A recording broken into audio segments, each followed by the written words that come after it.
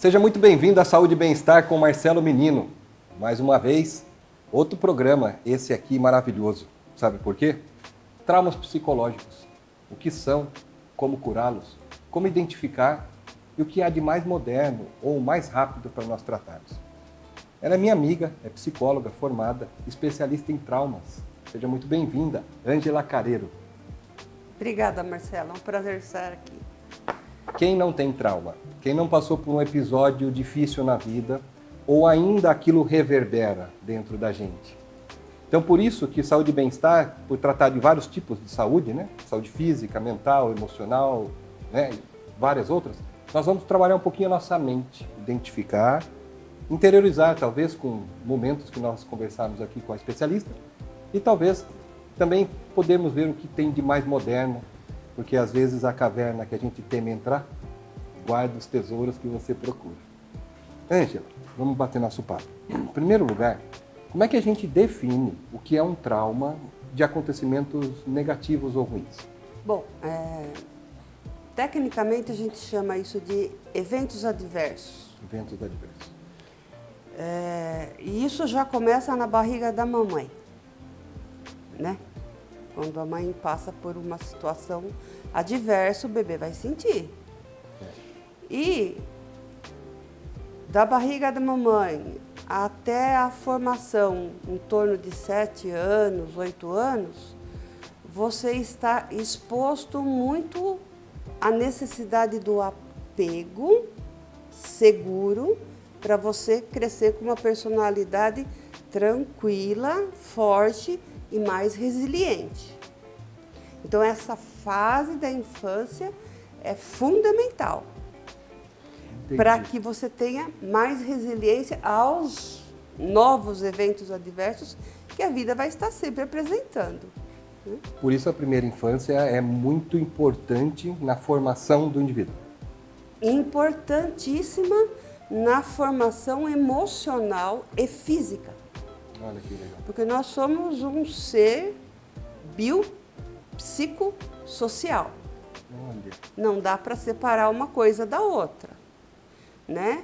Então, a importância desses 7 primeiros anos da convivência com um apego seguro, um ambiente saudável, uma família funcional, dá a essa pessoa condições emocionais, físicas, para ela enfrentar os eventos adversos que ela vai ter que passar. Comparando, então, a gente podia falar que é o alicerce da casa? É a base de tudo. É a base de tudo. Começa ali.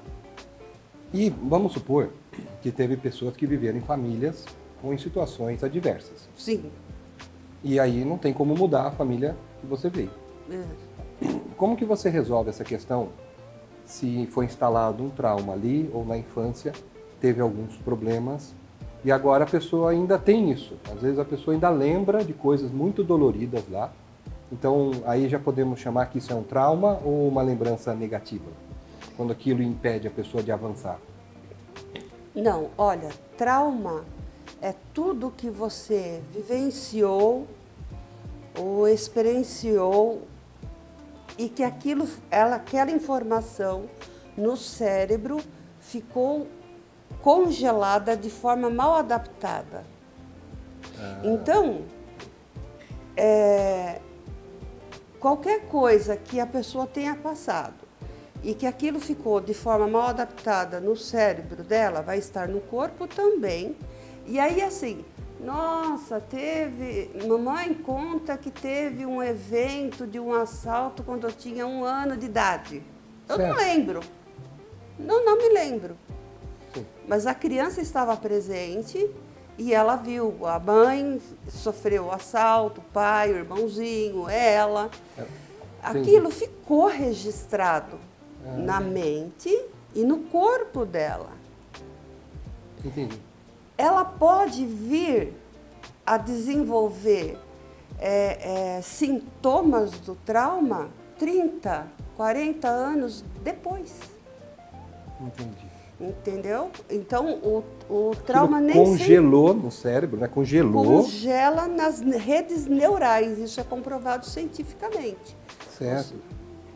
Então, o trauma é um evento que ele está como se fosse impregnado, congelado ali, de uma forma que atrapalha o indivíduo. O desenvolvimento. O desenvolvimento dele.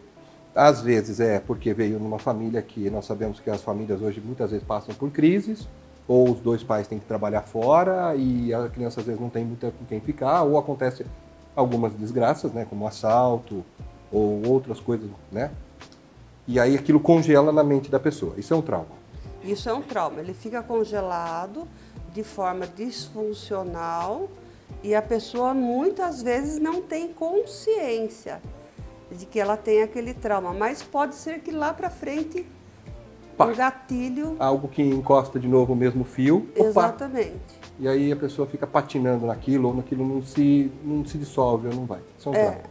Também, às vezes acontece também da pessoa estar num profundo repouso, né? Tá em casa, vem um assaltante, né? Aquilo é uma explosão de mudança, né? Sim. Né? Isso também causa, né, um trauma. Sim, esse é o que a gente chama de trauma agudo. Trauma agudo. O que é o trauma agudo? É isso. É isso, sai de repente de uma situação de repouso, eu estou em casa, pá, pegou fogo na casa, ou morreu alguém ali, alguma coisa muito... Acidente de carro. Entendi.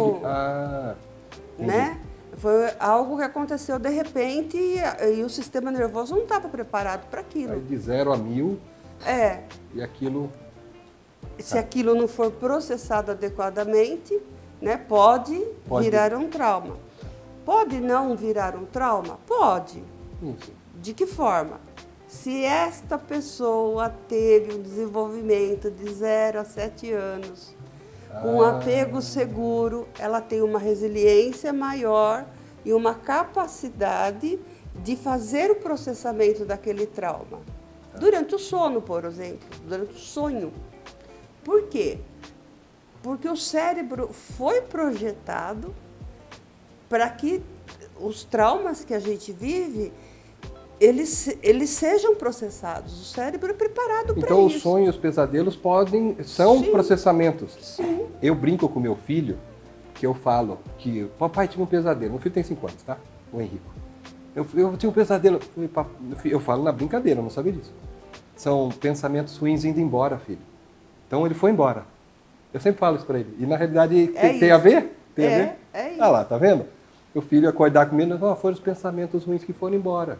Tá? Às vezes a gente acaba, que legal. Exato. Eu tenho uma dúvida também, baseada em traumas, tá? Talvez o pessoal aí de casa também tenha. Por que pessoas que viveram na mesma casa, tá? Como a censura é 0, vamos pôr um padrasto meio bem maldoso, sem citar outras coisas. E aí 2 gêmeas, né? Viviam naquela casa, né? Enteadas. Uma não pode ver homem, não quer chegar perto de homem. E a outra fala, você ainda lembra disso? Ou seja, de um problema traumático que as duas viveram. Como que é essa questão perceptiva do indivíduo para indivíduo, que viveram na mesma casa, às vezes tiveram o mesmo pai e a mesma mãe, mas eles não se alinham na vida do mesmo jeito. Parece que um está sempre travado, o outro foi.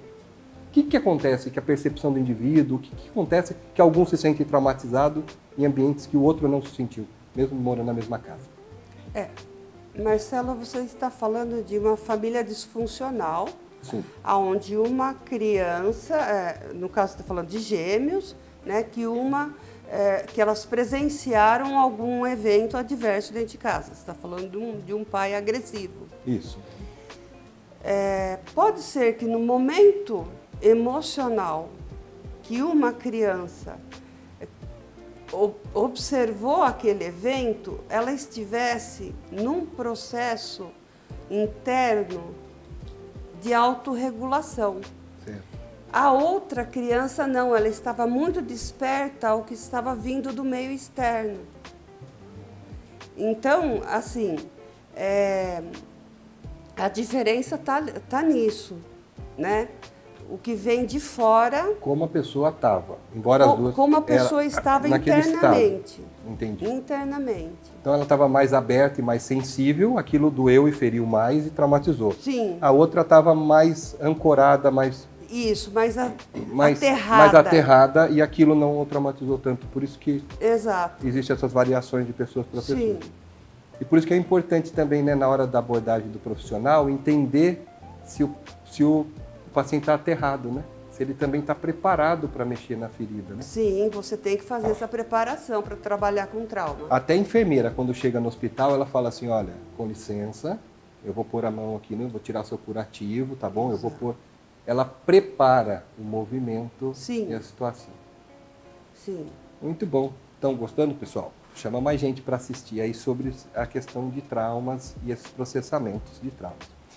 E aí, às vezes a pessoa fica traumatizada, e o que acontece? Às vezes foi assim, um amiguinho lá na fase de adolescência traiu um outro amigo, ou você leva uma pequena traição.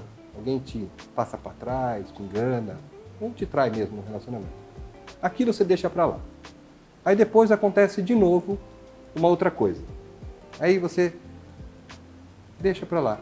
Na terceira vez que aconteceu aqueles episódios, que, tipo assim, eu deixei, mas a coisa ficou mais forte. E aí daqui a pouco você começa a ter problema com isso. Então, depois do intervalo, você vai saber como que a gente vence quando você tem eventos repetitivos e você tem que vencer um trauma, porque aquilo era pequenininho, mas no efeito acumulatório, acumulou e ficou difícil. Então vamos para o break e já voltamos aqui com Ângela Careiro para falar sobre traumas e como solucioná-los. E voltamos aqui com Saúde e Bem-Estar com Marcelo Menino. Ângela Careiro vai explicar para a gente o que acontece, lembra que a gente deixou agora? Quando tem aquele traumazinho que a pessoa foi traído, aí fala deixa para lá, depois foi traído, a terceira vez fala chega, a pessoa desliga o disjuntor. Tá. Estou falando traição, às vezes é uma outra coisa. O que acontece com esse efeito acumulativo, ele pode virar um trauma também? Sim. Sim, porque isso aí, o que você está me falando, eu estou entendendo como um bullying. Na escola, por exemplo. Bullying, isso. Isso se torna o que a gente chama de trauma crônico. Ah, esse é o crônico. É o crônico.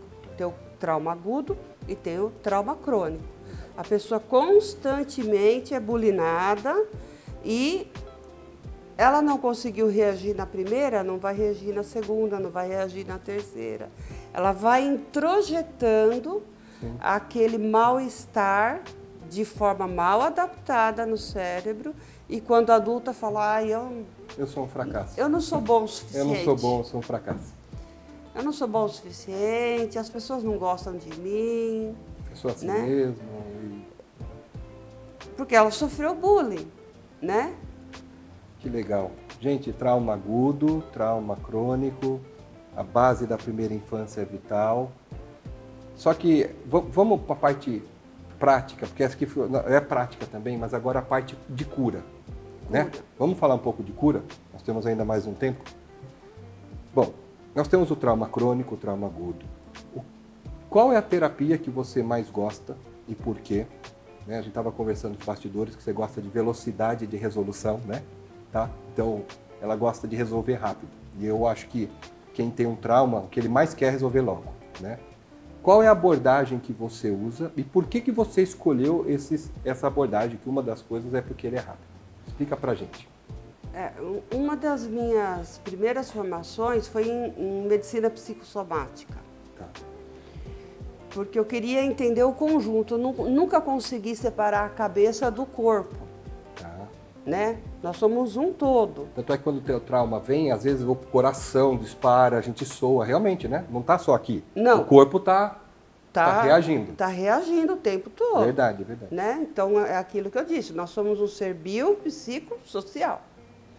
Então, quando eu fiz a medicina psicossomática, deu para dar mais clareza para eu perceber que, assim, vamos buscar recursos para que eu possa tratar com maior velocidade. A análise transacional já me ajudava bastante, ela realmente é eficiente. A psicossomática me deu a profundidade. Aí eu fui fazer a análise junguiana para entender um pouco mais do simbolismo das coisas, né? E aí eu parti para o EMDR. EMDR é o quê? É um processamento e de sensibilização através de movimentos oculares. É como se a gente estivesse imitando o pesadelo, Tá.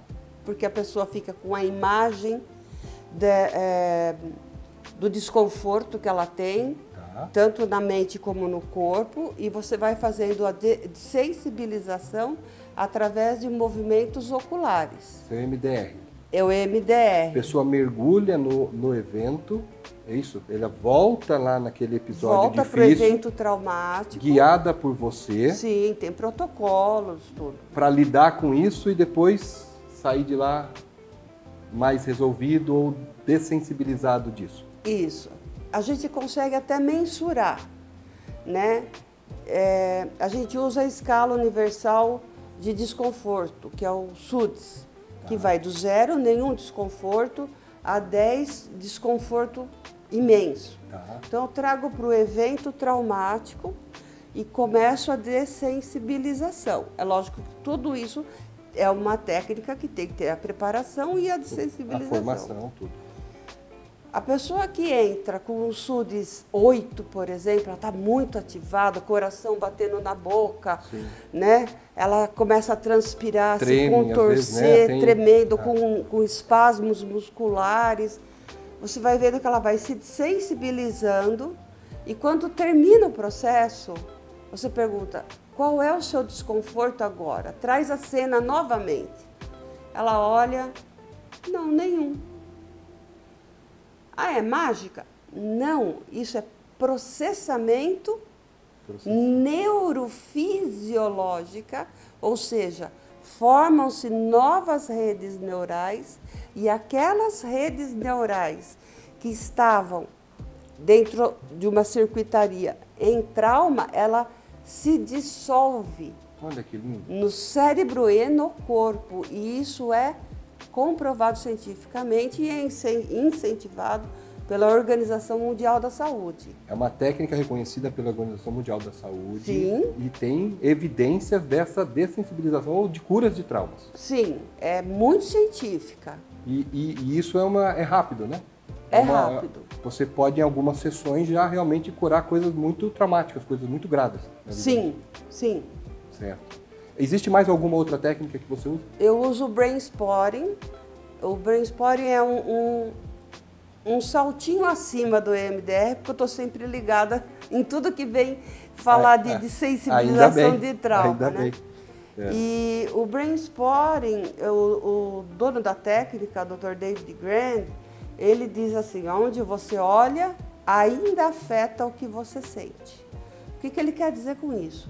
Essa técnica dele é um EMDR, só que cirúrgico. A gente usa o estímulo bilateral com sons, tá? E a gente procura o ponto, com a imagem traumática, a gente procura o ponto que o paciente identifica, ou nós identificamos pela linguagem não verbal, que ele está ativado. Eu já vi que às vezes a gente tá pensando assim, não pensando nada, fica assim, daqui a pouco você lembra de alguma coisa, você fica olhando um pontinho ali, sabe? Isso. Aí você fica assim, às vezes, já viu? Isso é brain spotting. Ah, isso é brain spotting? É. Aí você tá lembrando de uma coisa, você para ali no cantinho aqui, ó, por exemplo, eu tô olhando num cantinho aqui. Aí você fica olhando, é isso? Só que aí você faz isso no consultório, com som bilateral, né? E ativando, dessensibilizando essa memória. Exatamente, você tem que estar numa sintonia dual com o paciente, não é uma técnica só, olha aqui. Não. Tem sim. toda uma técnica preparatória para isso, Sim. né? Nessa sintonia dual com o paciente, ele realmente entra dentro daquele processamento. E o incrível do brain spotting é que ele não pega apenas um trauma, ele pega a circuitaria toda. Aí o paciente fala, nossa, está passando tanta coisa na minha cabeça agora. Sim. Ok, deixa isso, foca no corpo. Aí ele vai... Olha aí, foca no corpo, foca no corpo. A gente vai através do corpo. Onde você sente isso? Por quê? Porque através daquela sensação corporal, ele faz o processo inverso e vai pegar aquela rede neural e vai sensibilizar. Entendi. Né? Então, e reprocessar aquele trauma. Então, basicamente, eu gosto muito dessas duas técnicas.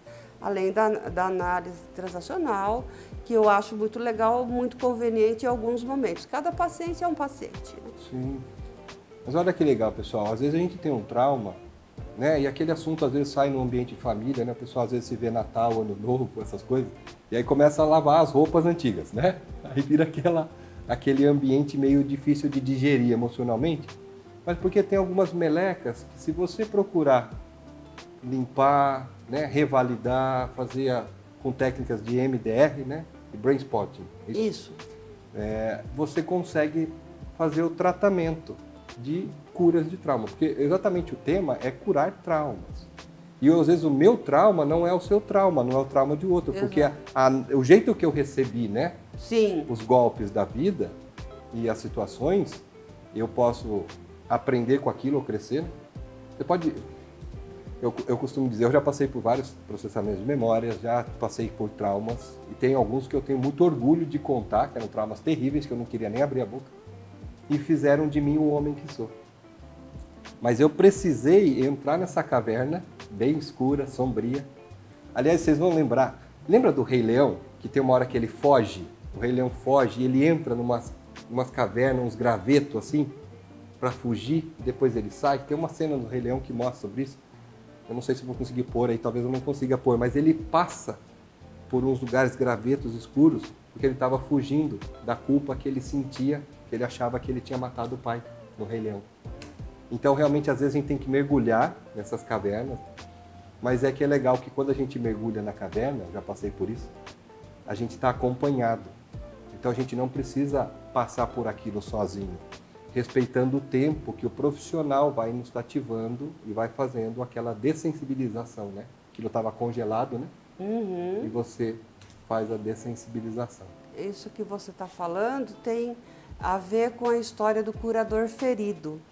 A pessoa que passa por traumas e consegue superar e consegue reprocessar isso, ela vai ter maiores condições de entender o que o outro está sentindo. Então, por isso assim, eu me fortaleci depois do trauma que eu passei? Sim, por quê? Porque você conseguiu processar. Sim, por muito tempo, quando eu negava ou fugia, isso de alguma forma me sabotava em outros movimentos. Uhum. Então, eu percebia que às vezes eu precisava alavancar naquele mesmo setor, só que aí o que acontece? Me sabotava. Não ia para lá. Eu tinha que ir para lá. Não. E não concluía as coisas, porque toda hora eu queria fugir. Quando as emoções ficavam parecidas de algo que eu poderia ter de novo, eu me fugia. Então, vamos supor que era relacionamento. Eu me fugia, fechava e ficava pingando. Aí quando você processa, você começa a entender, né? Talvez a forma disfuncional que eu absorvi em alguns episódios faziam com que eu fosse também disfuncional. Faz sentido o que eu estou falando? Sim, perfeitamente. Todo sentido? Vocês estão me entendendo aí? Só que à medida que você faz o processamento, nascem novos neurônios, tá? Esses novos neurônios vêm cheios de criatividade. Ângela Careiro, foi um enorme prazer conversar com vocês. A entrevista voou. Vocês podem ver, eu vou pedir para um dia você voltar de novo. Se você tem um trauma, procure ajuda. A caverna que você teme entrar, mora o tesouro que você procura.